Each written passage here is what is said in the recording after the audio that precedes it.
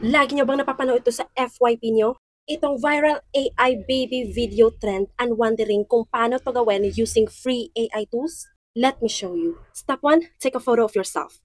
Make sure na malinaw yung photo para ma-detect ng AI ang face natin. Step 2, punta lang kayo sa OpenArt at i-upload nyo ang image nyo. OpenArt is a free AI image generator. Meron siyang pa-free credits upon signing up. If you want to try OpenArt, just comment OpenArt below and I will send it to you. Sa prompt naman pag-uusapan guys, just type this, turn this image into baby version of me, or you can just customize it.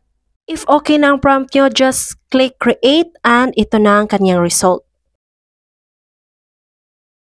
And lastly, paano ba natin pasalitain at pagalawin ang ating avatar? So punta lang tayo sa Pixverse at i-upload ang ating baby photo. After nyo ma-upload ang photo, lagyan nyo lang ng prompt. Kayo na bahala sa prompt if anong gusto nyong sasabihin ng avatar natin. Kayo na bahala. And if okay na, just hit create. Like this kind of content, make sure to subscribe.